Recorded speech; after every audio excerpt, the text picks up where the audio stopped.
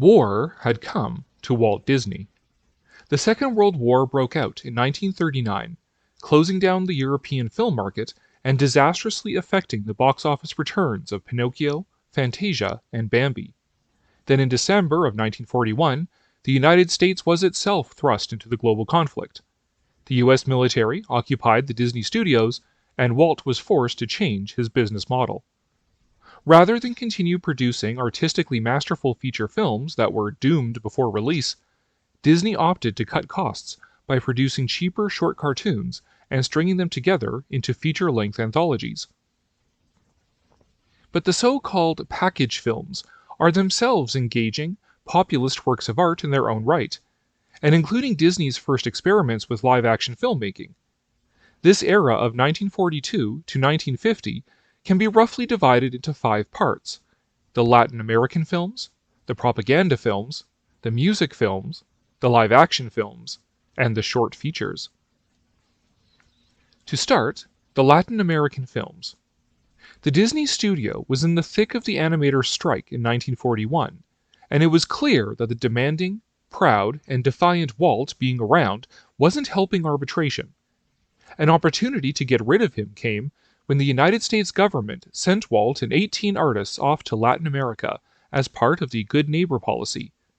The goal, as far as the office of the Coordinator of Inter-American Affairs was concerned, was to counteract Nazi sympathy in Central and South America by building a healthy, neighborly exchange with the United States.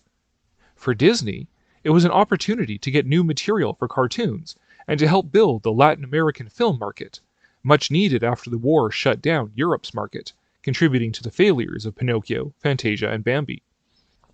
The result was 2 of Disney's best films of the 40s, Saludos Amigos in 1942 and The Three Caballeros in 1945. Far from the classical Disney fairy tale, these films are utterly insane. Disney embraces a kind of pop modernism, especially through the hands of the artist Mary Blair and popular Latin music. We also see a blending of live action and animated characters that Walt hadn't experimented with since the early 1920s, as well as a nascent documentary filmmaking when the 3 Caballeros of Donald Duck, Jose Carioca, and Panchito Pistoles go on a tour of Mexico. There are moments of Fantasia-like beauty, but Disney also lets his most insane animator, Ward Kimball, fly with sequences like the 3 Caballeros title number. And if that weren't enough, all sense, reason, and semblance of a movie break down in the film's finale. Pure color and animation rule once more in a fever dream of fourth-wall-breaking slapstick. For the pure insanity of the film, besides the wonderful glimpses of other cultures, their music and dances, The 3 Caballeros is one of my favorite Disney films. Like Fantasia, it is daringly experimental, and unlike virtually anything before it, it is unadulterated stream of consciousness as only traditional animation can allow. One of the most baffling urban legends to spread through modern society is that Walt Disney was a Nazi sympathizer and an anti-Semite. This has been refuted endlessly by actual Jews who worked for him. And a look at Disney's oeuvre of World War II propaganda films should be enough to dispel any rumors. If anything, they're too effective. The Donald Duck short Der Führer's Face produced a popular anti-Nazi hit song, and Education for Death makes the Nazis look almost too cartoonishly evil.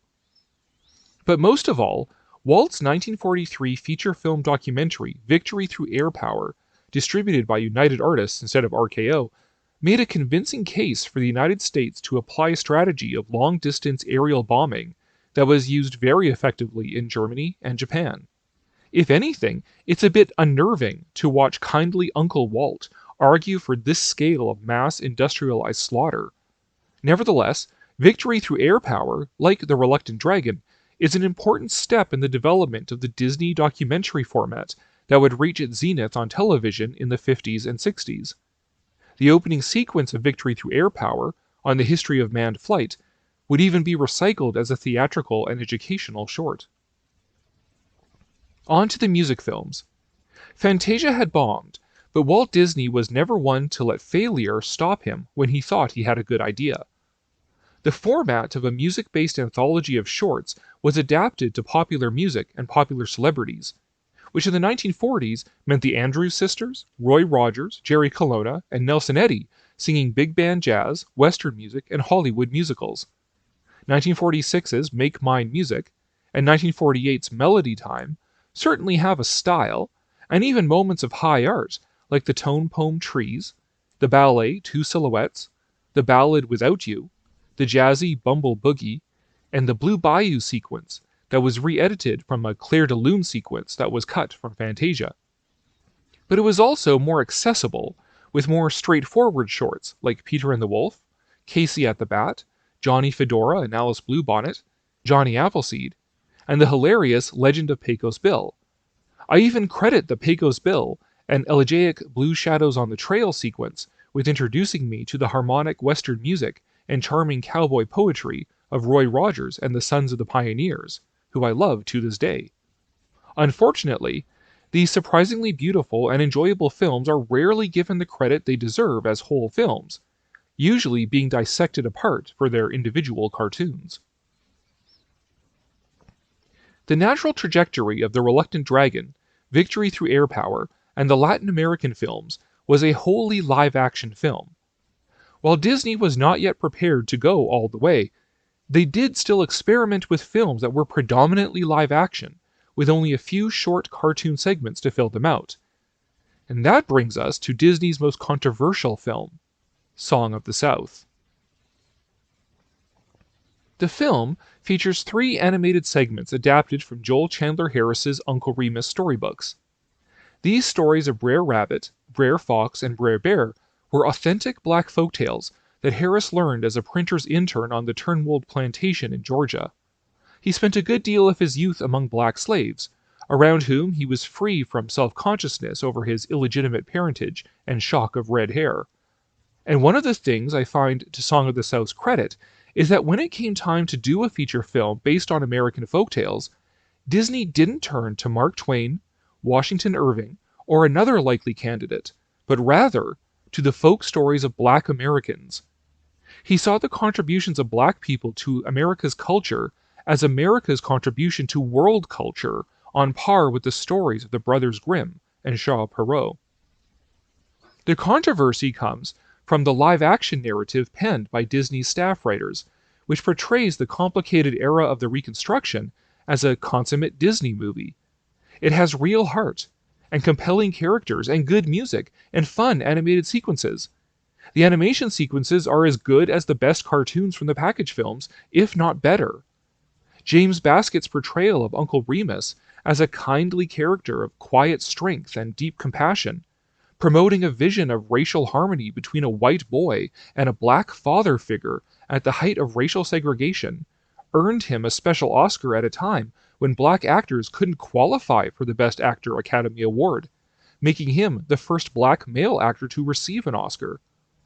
Though the black characters portrayed by Baskett, Hattie McDaniel, and Glenn Leedy are friendly, positive, virtuous, and full of song, acting as the well-adjusted foils to the broken family of white plantation owners, Disney nevertheless Disneyfies a difficult time in American history, in the immediate wake of the American Civil War, when black people were technically free but had nowhere to go, dealing with the trauma of slavery while racism was still rampant.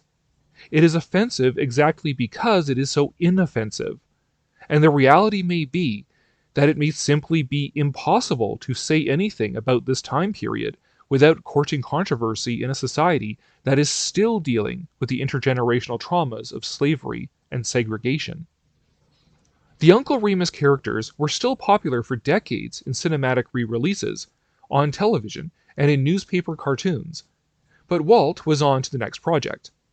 Bobby Driscoll and Luana Patton, the children of Song of the South, were reunited for So Dear to My Heart, a charming coming-of-age tale in rural America at the turn of the century. It is a fine enough film, and a very personal one for Walt, for how closely it mirrored his own childhood in Marceline, Missouri. But the question it really leaves me with is why Disney never cast Driscoll and Patton in an adaptation of The Adventures of Tom Sawyer. What a missed opportunity. Finally come the 2 films that I dubbed the short features. Fun and Fancy Free and Ichabod and Mr. Toad are both comprised of half-hour cartoons with only the most modest fig leaf of a framing device. The former features Bongo and Mickey and the Beanstalk. The latter film features adaptations of The Wind in the Willows and The Legend of Sleepy Hollow, and are much more accomplished as short features. It's hard to downplay The Legend of Sleepy Hollow just as good Halloween viewing. In adulthood, as in childhood, it is my go-to Halloween movie, and my spooky season isn't complete without it. It's also fascinating for how it has no real hero or even likable characters, and for the ambiguity it leaves the viewer with. Did Ichabod die or not? Was the Headless Horseman real or just Brom Bones in disguise? Other film versions come down on one side or another, but Disney leaves it open. The Wind in the Willows, on the other hand, is only subordinate insofar as Disney wasn't able to grasp the quiet sensitivity of Kenneth Grahame's novel about the lives of cultured animals on the shores of the River Thames. They opted instead for the madcap slapstick of Mr. Toad's misadventures, and that all works well enough for a Disney film. These short features primed Disney for a return to the true animated feature film format with 1950's Cinderella, an unfairly maligned film about a girl's longing for liberation from a lifetime of familial abuse. Cinderella was dubbed greatest since Snow White, and yes, correct. It was a return to the artistically beautiful and narratively well-rounded fairy tale film form that won over audiences with Snow White. Unlike Snow White, Cinderella is a character in the process of becoming. Her process of overcoming her abuse is the process of her becoming a fully fledged woman. She is learning who she is, learning to assert herself, and learning to become an adult. It is not the prince or the slipper that saves her in the end. It is her willingness to finally stand up to her evil stepmother and assert her rights. After Cinderella, Disney would release two more original animated films with RKO, the Manic Alice in Wonderland in 1951, and the Disney Urtext Peter Pan in 1953. They are well-respected classics today, and with good reason. It actually took some time for Alice to gain a cult following, though, because it is such a strange, emotionally detached, and sometimes mean-spirited movie, having much more thematically in common with Pinocchio than Snow White. Peter Pan, on the other hand, is Disney. What is Neverland, if not the inner workings of a child's mind, with all of a child's fascinations with mermaids and pirates? And what is Disneyland, if not the same thing? Disney's work is a paean to childhood and imagination, exemplified in Peter Pan. While those are cinematic classics, what was really interesting for Disney's development as a company was its abandonment of animation. Well, not complete abandonment, of course, but Walt Disney was always pushing forward, and the failure of Fantasia and struggles of the Warriors taught him that he had pushed animation as far as anyone was willing to accept. He was a pioneer, constantly in search of a new horizon, and that brought him to television, live action, and documentaries, ultimately spelling doom for his relationship with RKO. On Christmas Day of 1950, Disney debuted 1 Hour in Wonderland on NBC, which, like RKO, was originally a subsidiary of RCA. Whereas television was striking fear into the hearts of most movie moguls, Walt Disney saw it as an opportunity to expand his studio's reach. The one-off episode echoed The Reluctant Dragon and leveraged the studio's assets into what was essentially an advertisement for Alice in Wonderland that was entertaining in its own right. The idea was a rating success and repeated in 1951 for the Walt Disney Christmas Show, reassembling the cast to promote Peter Pan. The war had left money tied up in England, which Disney and RKO had no means of extricating. So instead of letting it go to waste, they employed the space and talents of England's Denham Film Studios to produce 4 fully live-action features: Treasure Island, The Story of Robin Hood and His Merry Men, The Sword and the Rose, and Rob Roy, the Highland Rogue. With the exception of Treasure Island, these were generally unremarkable, except when you realize that Disney did remarkably few live-action films set in the same medieval milieu as his animated films. It's interesting to see Disney tackle the days of yore, of knights and castles, in live action. Treasure Island, on the other hand, has defined our entire modern conception of pirates. As a film, it is adequate without being exceptional, but it is Robert Newton's Long John Silver that steals the show. Talk Like a Pirate Day is really Talk Like Robert Newton Day. What really did the relationship between Disney and RKO in were the true life adventure nature documentaries. Though there had been documentaries made prior to 1948, like Merian C. Cooper's Grass and Chang, they were a very different style from what we would recognize as a proper nature documentary today. The modern nature documentary began when Disney made a deal with adventure photographers Alfred and Elma Malott for footage of life in the high Arctic. For a scant $100,000, compared to over $2 million for Song of the South, he had writers Winston Hibler and James Algar cobble dramatic footage of northern fur seals on the Pribilof Islands into a short Seal Island in 1948. Seal Island begat in Beaver Valley, Nature's Half Acre, the Olympic elk, water birds, bear country, and prowlers of the Everglades between 1950 and 1953. These shorts were all released alongside Disney's feature films. For example, Bear Country preceded Peter Pan.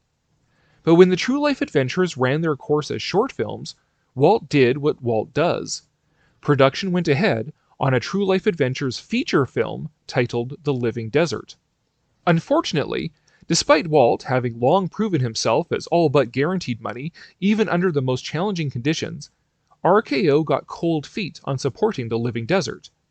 Was this just going to be another Fantasia, another strange experiment that audiences wouldn't turn out for? So in 1953, Disney founded Buena Vista Distribution, his own distribution company to distribute his own films, bypassing any further need to ever rely on another company in his own inexorable rise to cultural hegemony. To fulfill contractual obligations to RKO, Disney packaged together existing shorts into a string of now long-lost, seasonally themed 45-minute cartoon packages titled New Year's Jamboree, Winter Hilarities, Spring Frolics, Drive-In Frivolities, Drive-In Frolics, Drive-In Capers, April Fool's Frolics, Easter Parade, Summer Jubilee, 4th of July Firecrackers, Fall Varieties, Halloween Hilarities, Election Day Gaieties, Thanksgiving Day Mirthquakes, Mickey's Birthday Party, and Christmas Jollities, culminating in 1955's Musicland, which simply recycled shorts from Make Mine Music and Melody Time. Though seeming a bit lazy, it is worth remembering that this was an age before home video, when opportunities to rerun old favorite shorts were limited.